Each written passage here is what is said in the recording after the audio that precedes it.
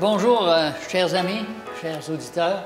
On est heureux de se retrouver encore aujourd'hui pour une autre leçon dont le titre est « Venez à moi ». Pour moi, ce sont des paroles extrêmement réconfortantes et on aura le plaisir de partager avec vous les bonnes nouvelles qu'on a par rapport à ce repos qui est si important, non seulement pour nous, mais pour toute l'humanité aussi. Alors, pour débuter, j'aimerais demander à Stéphanie si elle veut bien débuter par la prière. Certainement. Père éternel, on vient à toi ce matin pour se laisser éduquer, se laisser instruire. Remplis-nous, s'il te plaît, de ton Saint-Esprit afin qu'on puisse bien comprendre le message et de le partager aussi avec les autres. C'est au nom précieux de Jésus que l'on prie et te remercie. Amen. Amen. Est-ce que la vie en elle-même est un fardeau? Jésus a dit, « Venez à moi, vous tous qui êtes fatigués et chargés, et je vous donnerai du repos. » Je crois que j'ai lu ça à plusieurs reprises, mais je ne comprenais vraiment pas quel impact ça peut avoir dans ma vie. Ce « Venez à moi, vous tous qui êtes fatigués ». C'est drôle, il me semble que je ne me sens pas si fatigué que ça. Il doit y avoir une autre raison pour laquelle Jésus a dit cette chose-là. Dans Genèse 3,19, ça disait que c'est à la sueur de ton visage que tu mangeras du pain. Alors, est-ce que le travail est une malédiction? On pourrait dire non, mais le surmenage en est sûrement une. Et beaucoup de gens sont extrêmement fatigués parce qu'ils ne prennent jamais le temps de se reposer en ne sachant pas comment est-ce qu'on fait pour avoir un vrai repos. Alors, on commence dans la journée de dimanche avec cette promesse que Dieu nous dit, « Je vous donnerai du repos ». Stéphanie, dans quel contexte Jésus fait-il cette déclaration? On retrouve ça dans Matthieu 11, de 20 à 28. C'est vraiment spécial, l'introduction que Jésus fait pour arriver finalement à ce repos que lui, il nous offre. Est-ce que tu pourrais élaborer un petit peu sur ce sujet-là? Oui, bien pour comprendre vraiment le contexte, on va les lire, les versets. Ouais. Est-ce que, Pasteur Scalier, vous pouvez lire Matthieu 11, les versets 20 à 28, s'il vous plaît? Alors il se mit à faire des reproches aux villes dans lesquelles avaient eu lieu la plupart de ces miracles, parce qu'elles ne s'étaient pas repenties. Malheur à toi, Chorazim, malheur à toi, Bethsaïda, car les miracles qui ont été faits au milieu de vous, s'ils avaient été faits dans Tyr et Sidon, il y a longtemps qu'elles se seraient repenties en prenant le sac et la cendre. C'est pourquoi je vous le dis, au jour du jugement, Tyr et Sidon seront traités moins rigoureusement que vous. Et toi, Capernaum, seras-tu élevé jusqu'au ciel? Non, tu seras abaissé jusqu'au séjour des morts, car si les miracles qui ont été faits au milieu de toi avaient été faits dans Sodome, elles subsisteraient encore aujourd'hui. C'est pourquoi je vous le dis, au jour du jugement, le pays de Sodome sera traité moins rigoureusement que toi. En ce temps-là, Jésus prit la parole et dit, « Je te loue, Père, Seigneur du ciel et de la terre, de ce que tu as caché ces choses aux sages et aux intelligents, et de ce que tu les as révélées aux enfants. Oui, Père, je te loue de ce que tu l'as voulu ainsi. Toutes choses m'ont été données par mon Père, et personne ne connaît le Fils, si ce n'est le Père, et personne non plus ne connaît le Père, si ce n'est le Fils et celui à qui le Père veut le révéler. Venez à moi, vous tous, qui êtes fatigués et chargés, et je vous donnerai du repos. » Merci. Vous rappelez-vous ce qui est arrivé à la ville de Ninive? Quand j'ai lu ce passage-là, ça m'a tout de suite rappelé l'événement de Ninive. Ici, on retrouve un contraste fascinant entre la façon que les gens de Ninive ont répondu aux prédications de Jonas versus les grandes villes où Jésus avait fait toutes sortes de miracles. Comment se fait-il que souvent ceux qui ont reçu le plus de lumière se révèlent être les moins sensibles, les moins réceptifs? Ça ne fait pas de sens. Tu penserais que plus tu as reçu de lumière, plus tu vas être réceptif. Alors que ceux qui en ont reçu dans une mesure plus limitée, bien, c'est eux qui sont les plus réceptifs. Et quand je dis réceptifs, évidemment, je veux dire qu'ils en viennent à la repentance, ils réalisent leur état lamentable dans lequel ils sont, qui ont besoin finalement d'un sauveur pour se sortir, se faire libérer de l'esclavage du péché. Dieu mesure la vie des hommes par les opportunités qu'ils vont avoir négligé ou saisi. Satan, lui, a beaucoup de plaisir à conduire les hommes à penser, à voir comme Dieu, comme un maître super sévère et très exigeant, bien qu'en réalité, la parole le dit à plusieurs reprises, Dieu est amour. Il est tout à fait le contraire. Non seulement il est amour, mais il est rempli de patience. Il désire sauver tout le monde. Le Christ est donc venu pour révéler la vraie nature du Père et le connaître. Le connaître veut dire l'aimer et le servir. En constatant ce qui se passait avec les dirigeants d'Israël et que ces nombreuses villes-là avaient refusé d'accepter le message de l'Évangile, Jésus avait trouvé néanmoins une raison de se réjouir du fait que monsieur, madame, tout le monde, des gens ordinaires, normaux, acceptaient volontiers l'appel, le message de l'Évangile. Même après avoir opéré là, toutes sortes de miracles et prononcé pleines de paroles remplies d'espoir, remplies de vérité, plusieurs cœurs restaient toutefois insensibles à l'appel du Sauveur. Vous savez, Dieu imposera jamais la vérité à ceux qui préfèrent la refuser. Depuis la chute de l'homme, toute la communion entre le ciel et l'homme se fait à travers Jésus. C'est lui qui a été envoyé par le Père pour accomplir sa mission avec succès. Donc, il a reçu toute autorité de sauver tous ceux qui viennent à lui par la foi. Jésus nous dit qu'en effet, il ne faut pas s'attendre à trouver le chemin de la vie, à trouver le repos, les réponses à nos questions à travers la sagesse et les soi-disant grands de ce monde. Est-ce que des chefs aveugles peuvent conduire un peuple aveugle? Tu peux essayer, mais ça risque de se terminer en catastrophe. Au lieu de cela, Jésus dit « Hey, venez à moi directement, c'est moi. » Dans ces paroles pleines de grâce, Jésus offre à la multitude l'invitation à devenir ses disciples. Et cette invitation, on ne l'a pas lu ce matin, mais c'est dans le verset 30, cette invitation est de prendre son joug et de recevoir ses instructions. À cette époque-là, Israël avait tellement dégénéré, il y avait tellement de choses, là, des observances, des règles à faire et à observer. Ça n'en finissait plus de finir. C'était tellement lourd. Il essayait constamment de rechercher le salut à travers les œuvres. Puis ça, c'était vraiment lourd, là. C'était vraiment pesant. L'humanité entière, on le sait, porte des fardeaux, le fardeau du péché. Matthieu 23, au verset 4, nous dit qu'en plus des fardeaux habituels, les scribes et les pharisiens en avaient ajouté davantage sur le dos du peuple juif. Et ça, c'était grave. Toutes les exigences additionnelles donnaient l'impression qu'une vie entière serait insuffisante pour tout faire ça incorrectement, correctement. Au lieu de donner du repos à l'âme qui étouffait, ces exigences-là leur ont servi à les écraser, à les étouffer, puis à éteindre la toute petite étincelle que certains pouvaient avoir. Noyés par le découragement, mais c'était bien plus facile d'abandonner que de continuer comme ça. Qui veut vivre une vie remplie comme ça de fardeaux écrasés? Il est écrit dans Jean 6 au verset 27, « Travaillez non seulement pour la nourriture qui périt, mais pour celle qui subsiste pour la vie éternelle. » Alors ceux qui pensent gagner le salut en vivant une vie remplie de fardeaux et douloureux, mais sont malheureusement ignorants du fait que le joug du Christ est doux et léger. C'est lui-même qui le dit au verset 30 du chapitre 11.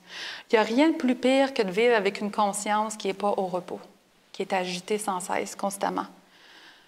Dieu ne nous demande jamais de faire, il nous demande de devenir, il nous demande d'être. de s'abandonner entièrement à lui, de le laisser nous guider, nous instruire.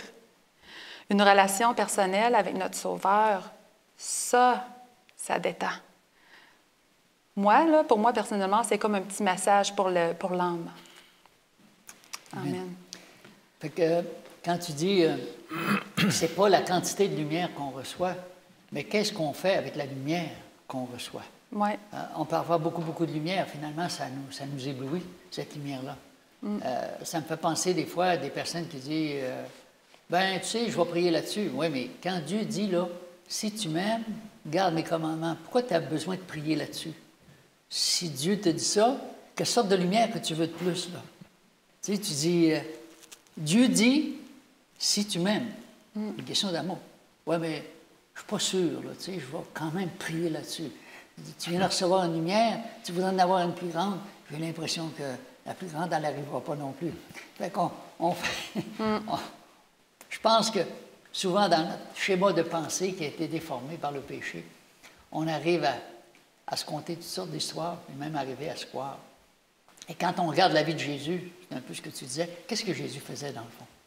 Ces gens-là qui étaient pauvres, qui étaient démunis, qui étaient pressurisés, qui vivaient, c'était quoi leur avenir? C'est comme s'il n'y avait pas d'avenir. C'était tellement lourd, tellement pesant, tous ces fardeaux. Il n'y avait pas de bien-être social, puis toutes ces choses-là. Et Jésus, qu'est-ce qu'il faisait? Il guérissait partout. Il nourrissait les gens, il les consolait. C'était incroyable. C'était un courant de vie vivifiant. Tu sais. Pourtant, la vérité présente à ce moment-là, c'était que Jésus était le Fils de Dieu, le Sauveur de l'humanité. Oh. Et tous ces Juifs qui avaient étudié la Torah étaient éblouis par cette lumière. Ils ne la voyaient pas. Wow. C'est incroyable. Tu sais, il me dit, ils l'avaient devant eux, puis de ne pas le voir. Tu dis, Seigneur. Ou de ne pas vouloir le voir. De ne pas vouloir le voir parce que ça dérangeait leur façon de faire. Merci, Stéphanie. Dans la journée de lundi, on parlait de « Prenez sur vous mon joug ».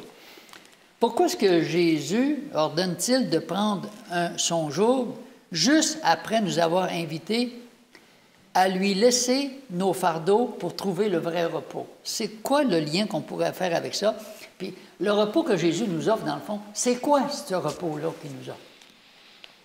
On a l'impression d'avoir une contradiction là. Hein? Oui. Hein, il va commencer à dire « Venez à moi, vous tous qui êtes fatigués et chargés, je vous donnerai du repos ». Et on a l'impression que pour avoir le repos dont il parle, il faut prendre son joug. Oui. Et un joug, dans notre esprit, c'est esclavage, servitude, etc. Hein? Ouais. Alors, il va qualifier un petit peu ce joug en disant « Prenez mon joug, recevez mes instructions ». On a l'impression ici dans ce texte qu'il va falloir associer ces deux choses. Il y a dans le mode d'emploi que Jésus donne pour le croyant de ce temps ou de notre temps, une libération par rapport à un tas de choses qu'on s'est mis sur le dos, et Jésus nous invite à prendre autre chose en charge. Alors, on va juste regarder un ou deux textes, si vous voulez bien. Est-ce que c'est seulement qu'un transfert? Il y a plus que ça. Okay. Il va falloir qu'on définisse un peu ce joug-là autrement. On va regarder un texte dans le livre des Actes au chapitre 15. Actes chapitre 15, ce texte est dans notre leçon, c'est au verset 10, où l'apôtre Paul parle, il dit « Maintenant donc, pourquoi tentez-vous Dieu en mettant sur le cou des disciples un joug que ni nos pères ni nous n'avons pu porter ?» Il voulait qu'il soit circoncis, il voulait qu'il fasse ce que la tradition juive demandait de faire. Et il dit, mais on n'a même pas pu le porter, puis il voulait le mettre sur le dos des autres.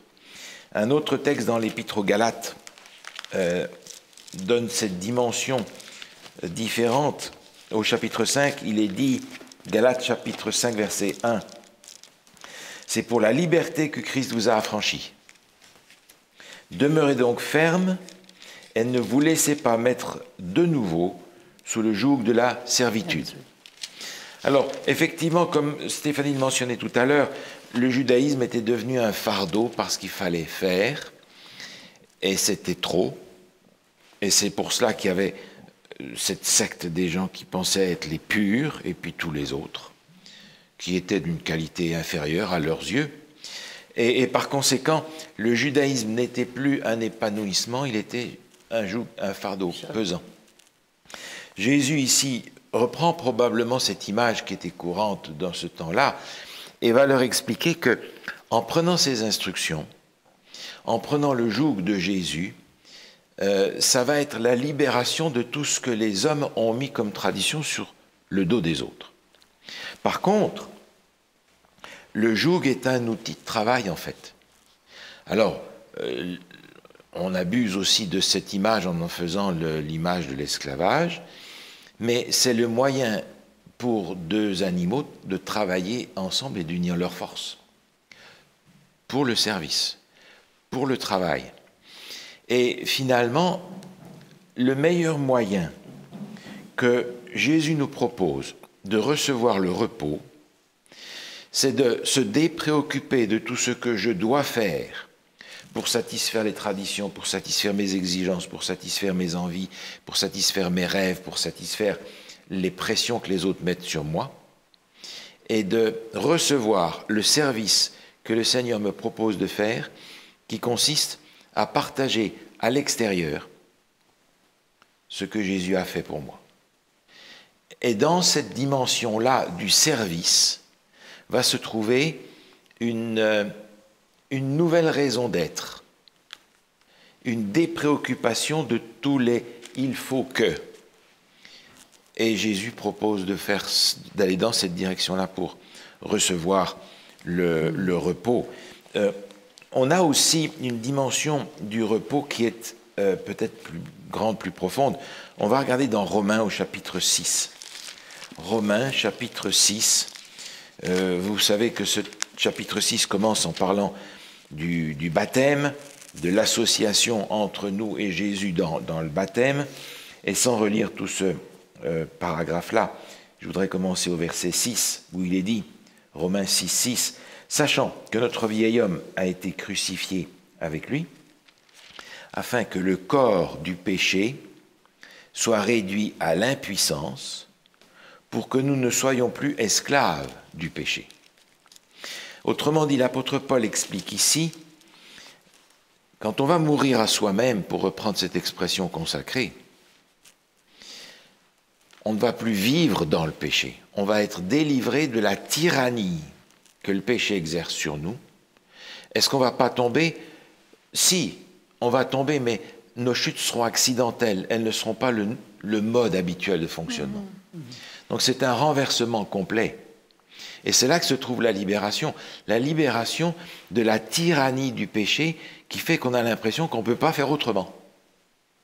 Et Jésus dit, écoutez, venez à moi, j'ai un mode d'emploi à vous donner, des instructions, j'ai une nouvelle orientation dans votre vie à vous donner, le service, et vous allez voir qu'en partant dans cette direction-là, tous ces esclavages qu'on a mis sur votre dos ou que vous avez pris vous-même vont s'évanouir d'eux-mêmes.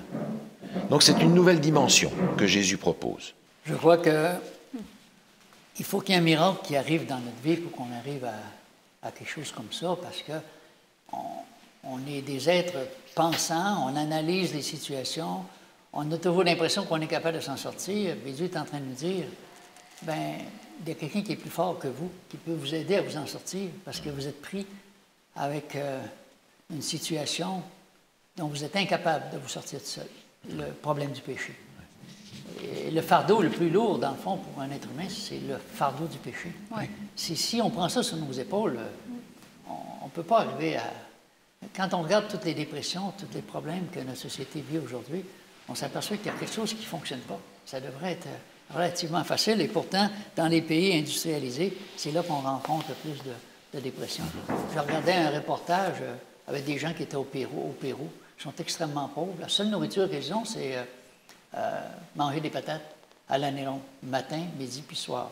J'ai l'impression que nous, on ne l'accepterait pas, là, parce qu'on a un régime un peu plus élaboré.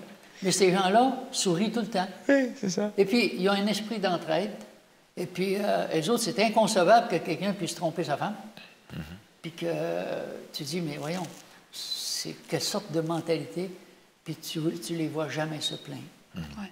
Et ceux qui se plaignent le plus, bien souvent, c'est ceux qui en ont le plus. Oui, prenez mon joug. Je crois qu'on va devoir encore creuser un peu plus pour découvrir le secret que Dieu veut nous faire comprendre par rapport à ce repos extraordinaire. Alors, Stéphanie, quand on dit qu'on est doux et humble de cœur, ça veut dire quoi, être doux et humble de cœur? C'est-tu quelqu'un qui dit jamais un mot, qui se laisse marcher sur les pieds, qui dit rien, qui réagit pas, tout ça? Est-ce que c'est ça, la vraie humilité? Moi, je connais des gens qui sont même orgueilleux de leur humilité. Et c'est vraiment fatigant. Hein? Ben, aujourd'hui, comme tu l'as mentionné, on vit dans un monde qui est tout à fait à l'envers. Qu'est-ce qui est bien, c'est mal. Qu'est-ce qui est mal, c'est bien. Ou être humble est perçu comme tu dis, quelqu'un qui se laisse marcher dessus. Mais tu sais, il faut... Hey, c'est qui le boss? C'est moi le patron, je vais leur montrer qu'est-ce que je peux faire. Un tapis sur lequel tu peux t'essuyer. Ben c'est ça, là. Si t'es humble, t'es un tapis, d'après le monde. Mais qu'est-ce que la Bible dit à ce sujet? C'est quoi être humble au juste? Dans Matthieu 5, il est écrit « Heureux les débonnaires, car ils hériteront la terre. » J'ai cherché dans le dictionnaire le mot débonnaire. Même le dictionnaire dit que c'est un adjectif qualificatif d'une personne qui a une grande bonté, mais qui est faible. Mais revenons à la Bible. Qu'est-ce que la Bible veut dire par là? Jésus lui-même a parlé du fait, il s'est présenté comme étant doux et humble de cœur. La douceur est l'attitude du cœur, de l'esprit et de la vie qui prépare le chemin de la sanctification. Mais celui qui est doux, il y a quelque chose qui le démarque des autres. Il recherche le bien, il recherche le mieux pour son prochain. Ça n'a pas rapport avec moi, mais qu'est-ce qui est bien? Qu'est-ce que je peux faire pour t'aider? Alors, c'est vouloir aider son prochain, non grimper dessus comme une échelle pour en arriver à des fins personnelles, pour monter des échelons. Là. Moi, je suis meilleure, puis je vais monter au top. C'est pas ça. Saviez-vous qu'un tempérament doux est synonyme de contrôle de soi? Il n'y a rien de meilleur que d'accepter d'être soumis à la volonté de Dieu. Et ce, sans aucune hésitation et sans aucune réserve. Rappelons-nous que la chute de nos premiers parents, c'est l'auto-exaltation qui les a conduits à perdre le royaume qui leur avait été donné. Ils voulaient être comme Dieu. 1 Pierre 3,4 nous dit « Mais la parure intérieure est cachée dans le cœur, la pureté incorruptible d'un esprit doux et paisible, qui est d'un grand prix devant Dieu. » Alors, il y a une distinction entre la simplicité modeste d'un chrétien et d'une personne qui essaie de mille et une façons d'attirer l'attention. Parce que, tu sais, vous savez, de nos jours, aujourd'hui, pour se démarquer des autres, comme la leçon l'a mentionné, il faut être bruyant, il faut être étrange, il faut même être sauvage et flamboyant. Il faut se démarquer des autres, il faut être quelqu'un. Ésaïe 57, 15. « Car ainsi parle le Très-Haut, dont la demeure est éternelle et dont le nom est saint. J'habite dans les lieux élevés et dans la sainteté, mais je suis avec l'homme contrit et humilié, afin de ranimer les esprits humiliés, afin de ranimer les cœurs contrits. » Ici, on a une belle promesse de guérison et de restauration pour ceux qui sont humbles. Alors, on doit compter sur lui, on doit dépendre de lui. Dieu ne va jamais nous décevoir. La contrition et l'humilité, l'esprit de repentance sincère pour le péché et un sentiment d'incapacité de soi-même de gagner le salut sont les deux qualifications essentielles. La contrition prépare le chemin de la justification et l'humilité prépare celui de la sanctification. Dans Michée 6, 8, il est écrit « On t'a fait connaître, ô homme, ce qui est bien et ce que l'Éternel demande de toi. C'est que tu pratiques la justice, que tu aimes la miséricorde et que tu marches humblement avec ton Dieu. » On s'entend que pour Dieu, il n'y a rien d'impossible. Cependant, il y a quelque chose qui le limite. Puisqu'il n'est pas un Dieu bipolaire, qu'il fait ce qu'il dit qu'il va faire, il nous a laissé le libre arbitre. N'oubliez pas ça. Dieu, il est limité quand l'homme ne reconnaît pas son état lamentable, qui ne reconnaît pas son besoin d'avoir un sauveur, qui fuit, puis qui se détourne volontairement de la puissance divine.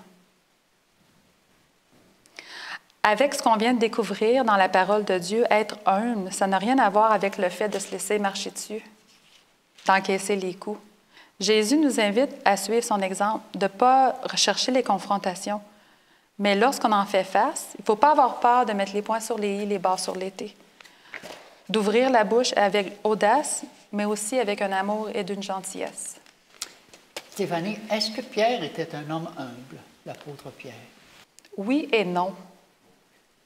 Il parlait trop vite, puis il réfléchissait après.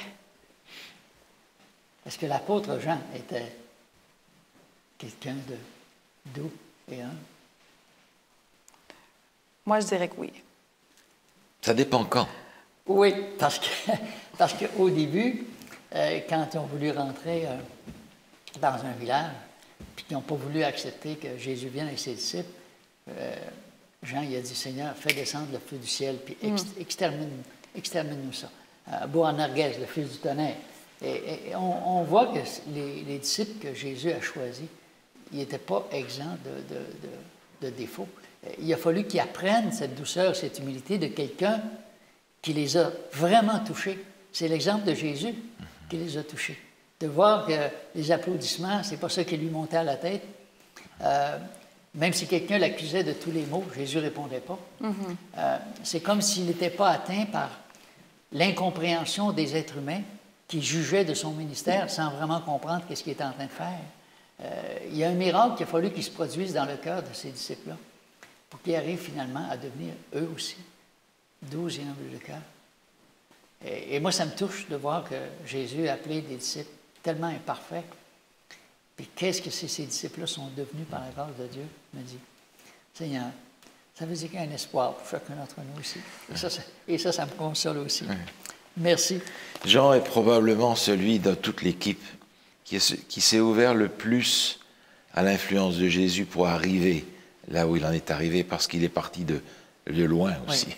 Ça veut dire qu'il buvait ses paroles. Hein? Oui. Tout ce que Jésus disait, là, il était comme une éponge. Puis ça rentrait dans son cœur. Puis cet homme-là est devenu l'apôtre de l'amour. Pour moi, ça prend une puissance extérieure à l'être humain pour qu'un être humain puisse devenir comme ça. Et c'est encourageant pour chacun d'entre nous. Jésus a dit aussi une autre phrase, « Car mon joug est aisé. » C'est facile. C'est facile. Quand on regarde dans la Bible, il y en a plusieurs qui n'ont pas réussi à trouver que ce joug-là était aussi facile que ça. Alors, ça dit, c'est quoi la différence entre le joug que Jésus nous demande de porter et le joug de l'esclavage? Puis Paul nous parle, on a lu dans Galates, là, qui nous mettait en garde contre cette espèce de joug de l'esclavage. Alors, si on voulait mettre ça d'un côté pratique aujourd'hui, qu'est-ce qu'on pourrait dire par rapport à ça, Pasteur Scaillé? Mais je crois qu'on en a parlé un petit peu tout à l'heure. Même au sein du christianisme aujourd'hui, on se met sur le dos tout un tas de prérequis pour être des gens religieusement acceptables. Il faut être ceci, il faut être cela, il faut être bien, on ne peut pas tomber malade, un chrétien ne doit pas déprimer, un chrétien doit être ceci. Il y a une image que l'on a créée et qu'on essaie d'imposer aux uns et aux autres pour qu'ils rentrent dans ce cadre et dans ce moule, qui ressemble un petit peu au moule que les pharisiens avaient donné aux gens de leur époque. Simon, par exemple, qui était pharisien, il a eu tous ces problèmes avec Marie, mais il y avait l'image à donner devant, qui était extrêmement importante. Hein? Alors Jésus dit, « Mon joug est facile ». Et c'est encore une fois une espèce de contradiction, parce que ce n'est pas comme ça qu'on le perçoit. Mais il y a dans la démarche de Jésus quelque chose qui est difficile, mais dont le résultat apaise et nous donne le repos dont notre questionnaire parle ce trimestre. C'est cette question de mourir à soi-même. Parce que quand on n'est pas mort et qu'on est vivant, on va réagir à toutes les provocations que l'Église, que le monde, que notre famille, que notre entourage va mettre sur notre chemin. Toutes ces provocations, toutes ces irritations, ça va nous faire monter et ça va nous rendre une vie extrêmement perturbée, bousculée, fatigante, etc. Parce que un mort, il ne va pas réagir. Non. Si tu donnes un coup de pied, non? Non. Je pense pas. Non. Ouais. Mais il ne va même pas à l'intérieur avoir cette montée de colère. Jésus, par exemple, nous donne un exemple intéressant. Il nous dit, si on te frappe sur la joue droite, présente la gauche, ou dans l'autre sens. Mais quand on va frapper Jésus, est-ce qu'il va dire continue? Non. Il ne va pas s'énerver et lui dire pourquoi est-ce que tu me frappes? J'ai dit quelque chose de mal? Il va mettre celui qui l'a frappé dans l'embarras parce que lui n'a pas de problème avec ça. C'est pas la même chose que ce dont on parlait tout à l'heure de quelqu'un qui devient un tapis. C'est quelqu'un qui se tient debout, mais qui n'a pas intérieurement toute cette explosion d'émotions que les excitants du quotidien vont produire. Alors, on a dans Luc chapitre 9 un texte que l'on pourrait mettre en parallèle. C'est au verset 23. Luc 9, 23 dit ceci, ce texte on le connaît bien, puis il dit à tous, si quelqu'un veut venir après moi, qu'il renonce à lui-même, qu'il se charge chaque jour de sa croix et qu'il me suive. Il y a là cette idée de se charger de sa croix. Et dans le 5e volume du commentaire adventiste, il y a cette phrase d'Ellen White qui nous permet de comprendre cet élément un peu mieux, où elle dit « Le joug et la croix sont des symboles qui représentent la même chose, c'est l'abandon de notre volonté à Dieu. » Par conséquent, ce joug est facile parce que la vie de celui qui est mort à lui-même devient extrêmement simple. Elle n'est pas soumise à toutes ces stimulations, ces excitations, ces angoisses, ces hauts et ces bas émotionnels qui nous épuisent finalement.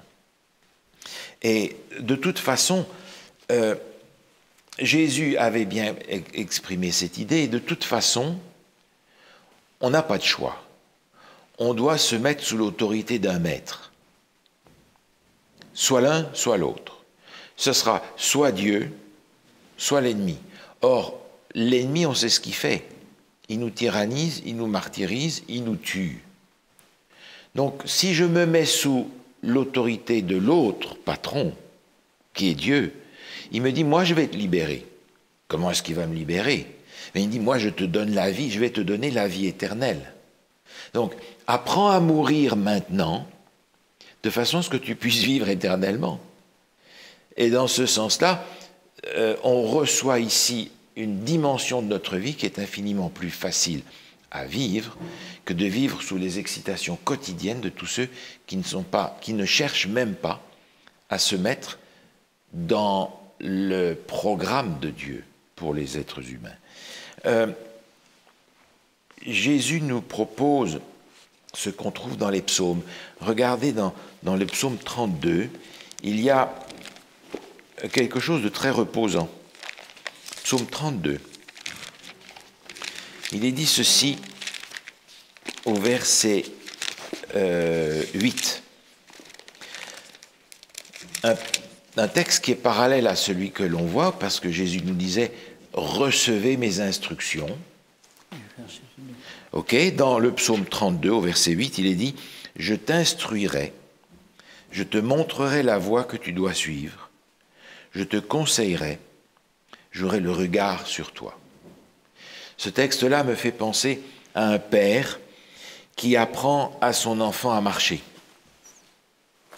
et qui a les yeux fixés sur lui pour lui dire « Voilà, vas-y, vas-y, vas-y. » Et au moment où il va tomber, il le rattrape. Vous avez tous fait ça, vous les parents. Je vais avoir le regard sur toi. Je vais te suivre tout le long du chemin. Et si vous tournez juste une page ou deux jusque dans le psaume 37, psaume 37 au verset 23, il est dit « L'Éternel affermit les pas de l'homme, et il prend plaisir à sa voie. S'il tombe, il n'est pas terrassé, car l'Éternel lui prend la main. » Voilà le genre de repos auquel on est invité de la part de Jésus, recevoir ses instructions, comprendre qu'il a un plan pour nous, un plan précis pour chaque individu, et que la vie la plus paisible, la plus épanouissante, va consister à rentrer dans ce plan-là et à rester sous le regard constant de Dieu qui veille. Et si on tombe, il nous relève. C'est pour cela que ce joug est facile, parce que la vie avec le Christ, si elle n'est pas dépourvue d'épreuves, de souffrances et de difficultés, elle n'est cependant pas opposée à la paix intérieure dont notre questionnaire veut nous parler ce trimestre. Ce n'est pas le rire béat du crétin satisfait. C'est la paix intérieure de celui qui s'est abandonné à Dieu et qui attend que le Seigneur le conduise au travers du dédale de cette vie d'aujourd'hui jusque dans la vie éternelle. Merci. Je reprends un petit peu le texte dans Psaume 32, que quand vous avez dit « Je t'instruirai, je te montrerai la voie que tu dois suivre, je te conseillerai, j'aurai le regard sur toi. » Et tout de suite après, le prophète disait « Ne soyez pas comme un cheval ou un mulet sans intelligence. On les bride avec un frein et un mors dont on les parle, afin qu'ils ne s'approchent point de toi. » C'est comme si Dieu dit « Est-ce que vous trouvez qu'un mulet puis un âne, quand tu lui parles, puis il ne veut jamais rien savoir, puis il ne vous obéit pas, c'est un animal qui est intéressant pour vous aider à accomplir mieux votre travail. Ça devient juste un frein qui fait qu'on n'a pas envie d'avancer. Et tout de suite après, ça dit « Beaucoup de douleurs sont la part du méchant, mais celui qui se confie en l'Éternel est environné de sa grâce. » Moi, j'ai vu plein de monde là, qui soupirait après le bonheur, après la vraie vie, puis avoir du fun. Puis je pense que c'est un peu la recherche de ma vie aussi, où je voulais vraiment être heureux comme tout le monde. Mais tout ce que j'ai essayé, ça m'a apporté que des douleurs, que des regrets, que de la culpabilité, que de la maladie, que de la souffrance. Et c'est une vie vraiment qui ne fait pas de sens. Et quand on souffre, c'est quoi qu'on essaie de faire? On essaie de la calmer, cette souffrance-là, en fumant un joint, ou en fumant une cigarette, ou en prenant de l'alcool, ou en se lançant dans la pornographie, ou n'importe quoi. On essaie de trouver des moyens de s'en sortir, alors que dans le fond, on s'enfonce de plus en plus profondément, parce qu'on n'a pas choisi le bon coach. Si on a choisi l'ennemi, lui, il sait comment nous faire souffrir. Alors, dans la journée, justement, de jeudi, on parlait un peu de ça, de « mon fardeau est léger ». Qu'est-ce que ça veut dire, « mon fardeau, il est léger ». Ça dit, plus qu'on apprend à connaître Dieu, plus qu'on va avoir confiance en lui. Que Dieu, dans le fond, est amour. Puis si on s'approche de lui, on s'approche du ciel. Mais si on ne le connaît pas, on est tous dans la douleur, dans la souffrance. Je parlais un peu tantôt du bonheur que tous les êtres humains aspirent. On aspire tous au bonheur. On a beau faire le tour de la planète. Mais est-ce que le monde nous apporte plus de paix? On parle de paix, puis il y a de la guerre partout. Les familles sont en guerre. On sait que le monde dans lequel on est, le reflet de la famille est le reflet de la société. Famille brisée, famille souffrante, société souffrante et société brisée, c'est certain. Alors, le monde ne peut pas nous accorder ni la paix, ni la joie, ni la sécurité. Tu auras beau mettre toutes les choses pour détecter les voleurs dans ta maison, les gens n'arrivent pas à dormir. Moi, je connais une personne, là, elle barre toutes les portes, puis elle est vraiment inquiète parce qu'elle a peur que quand même quelqu'un va rentrer. Et de vivre avec cette insécurité de cette peur-là, quand on regarde les grands chefs de ce monde, ils ont tous des sosies, puis ils font partir du monde qui leur ressemble avant pour être sûr que si quelqu'un les frappe, que ce ne sera pas eux, mais que ça va être quelqu'un qui va être à sa place, qui va mourir à sa place. Ils vivent avec une insécurité, c'est absolument incroyable. C'est des gens qui sont puissants. Et même notre ami Poutine disait, moi, la chose que j'ai le plus peur, c'est quelqu'un qui me trahisse. Ça, là, c'est la pire des affaires qui ne peut pas arriver. Il vit avec la peur de la trahison. Stress, anxiété, dépression, une vie épuisante, trépidante. On recherche quoi, dans le fond, quand on vit? On recherche le bonheur. Mais tant qu'on ne connaît pas Dieu, je me dis, on ne peut pas vraiment être heureux. On s'est mis un joug sur nos épaules qui fait qu'on est fatigué, qu'on n'est plus capable. Alors, il y a une promesse qui a été faite dans Ésaïe 27, 5. « À moins qu'on ne me prenne pour refuge, qu'on ne fasse la paix avec moi, qu'on ne fasse la paix avec moi. » Quand Dieu répète 2 fois, ça doit être sûrement important. Surtout la même phrase, comme si la première, on ne l'avait pas compris. Le Seigneur dit qu'on fasse la paix avec moi, sinon vous allez être en guerre. Alors quand Dieu dit « mon jour, il est facile », pour moi, je trouve ça extraordinaire. Quand on se tourmente, puis quand on a peur de l'avenir, on ne sait pas qu'est-ce qui va nous arriver, dans le fond, notre âme est tourmentée, puis tout notre corps réagit face à ça. Moi, quand je suis plus dans ma routine, puis que je vais ailleurs, ma routine est brisée, mes selles ne fonctionnent plus. Ça ne me prend pas grand-chose pour perturber mon état. Alors, je m'aperçois que si on n'a pas une vie de confiance totale en Dieu, on peut devenir des gens très constipés. Et ça, c'est pas bon pour quiconque. Parce que si les puisards ne sont pas vidés, à un moment donné, on s'empoisonne, puis on empoisonne aussi les autres. On le sait. J'avais lu un texte dans Jésus-Christ, page 321. Ça dit « Celui qui se tourmente est aveugle, incapable de voir l'avenir, tandis que Jésus voit la fin dès le commencement, parce que pour chaque difficulté, il y a un soulagement et une solution. » J'ai trouvé ça extraordinaire. Dieu dit, tournez-vous vers moi. C'est moi qui maintiens la planète, tout l'univers dans mes mains. Vous êtes un grain de poussière. J'ai la solution pour chacun de vos problèmes. Arrêtez de vous tourmenter. Vous vous tourmentez à propos de quoi? Pourquoi vous tourmentez? La plus grande leçon que j'ai eue dans ma vie, c'est de faire du colportage puis de visiter les familles à la semaine longue. Et je m'apercevais que dans chaque foyer, il y avait des difficultés, puis il y avait des épreuves, puis il y avait des drames qui se jouaient là. Et les gens ne savaient plus vers où se tourner. Puis ils disaient, on essaie d'avoir un psychiatre, mais on n'en trouve pas. Ils sont tous pris. Je me dis, wow! Dans un monde qui nous semble quand même relativement facile. Alors, je pense que j'aimerais parler un petit peu de cette question-là par rapport à l'ego que vous avez soulevé tantôt, le moi. Le moi, lui, il s'apitoie toujours sur lui-même. Hein? Je fais donc pitié, puis si vous saviez tout ce qui m'est arrivé dans la vie, puis mes parents ne m'ont pas aimé, puis j'ai eu un accident, puis j'ai eu ça, puis la vie est injuste, puis tu sais, puis là, le moi, on le bat, puis on en met épais pour que les autres puissent trouver finalement qu'on fait donc pitié, qu'on puisse avoir une espèce de consolation, tu sais. Qu'est-ce que l'autre peut vraiment faire par rapport à ça?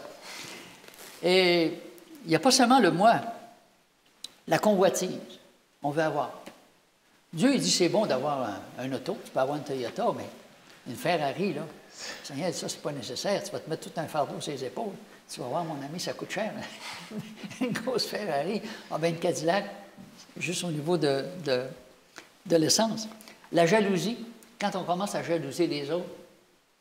Ici, au Québec, on n'a quasiment pas d'été, puis c'est l'endroit qui a le plus de piscines.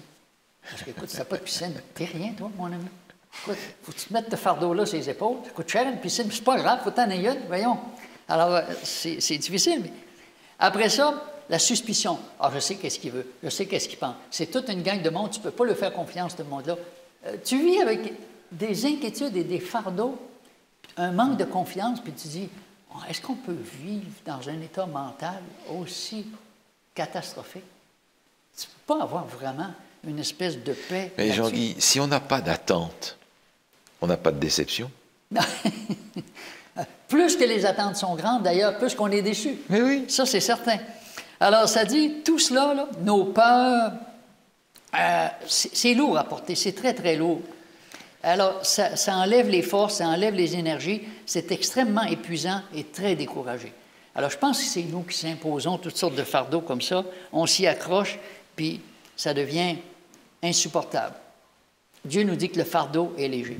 J'aimerais faire quelque chose de tout à fait particulier. Moi, je ne le dirai pas, mais c'est vous qui allez me le dire. On va regarder quelle sorte de fardeau que Dieu veut nous donner. Alors, Stéphanie, Jean 15, 11. Tu me diras, c'est quoi la sorte de fardeau que Dieu veut nous donner? Jean 15, verset 11. Oui. Je vous ai dit ces choses afin que ma joie soit en vous et que votre joie soit parfaite. Wow!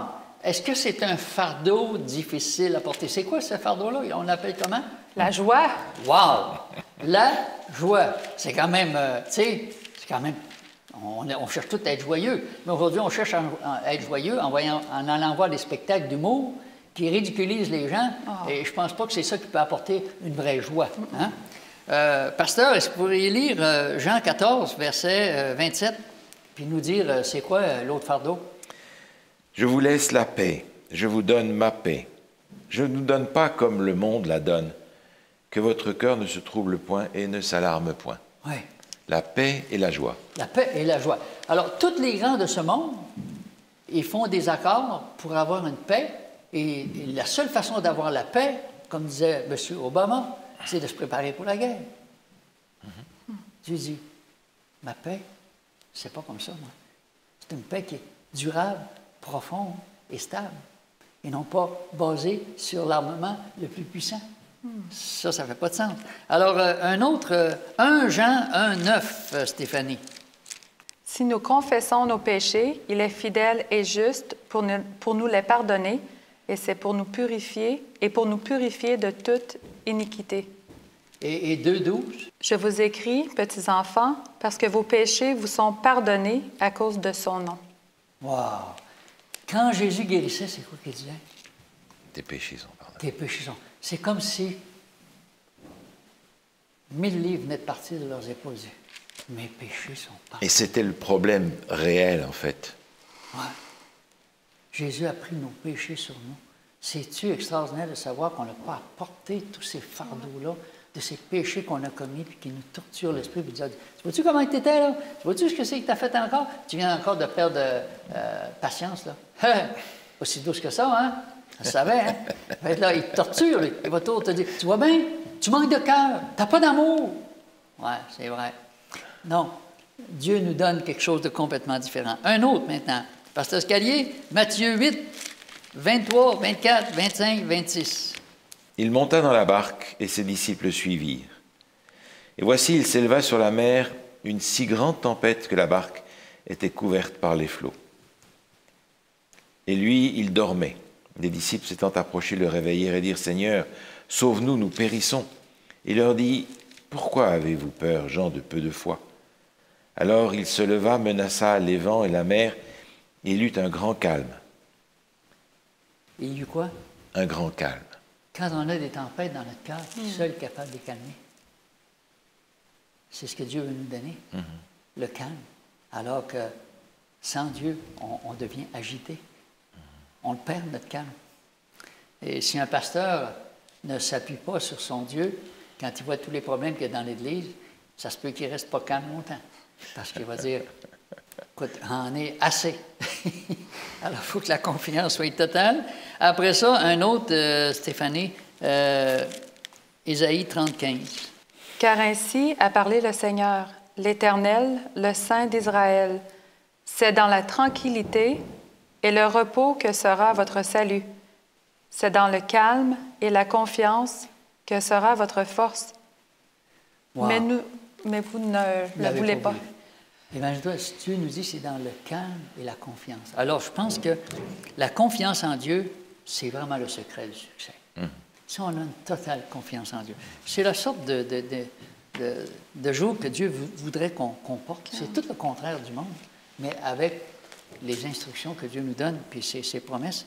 Un autre dans Philippiens 4,6, qu'on connaît très, très bien. Ne vous inquiétez de rien, mais en toute chose, faites connaître vos besoins à Dieu, par des prières et des supplications, avec des actions de grâce. Ne vous inquiétez de quoi? De rien. De rien. Ça veut dire quoi, de rien? Ça veut dire de... Ça veut dire tout. Hein? La parole de Dieu, elle a des façons, des fois, de nous dire des choses. Dieu dit, ben voyons, c'est simple. Là. Même un enfant comprendrait ça, mais un adulte, des fois, ça prend plus d'explications pour dire, parce que c'est ça que ça veut dire. Tu sais? Et on va terminer avec 1 Pierre 5,7. 1 Pierre 5,7.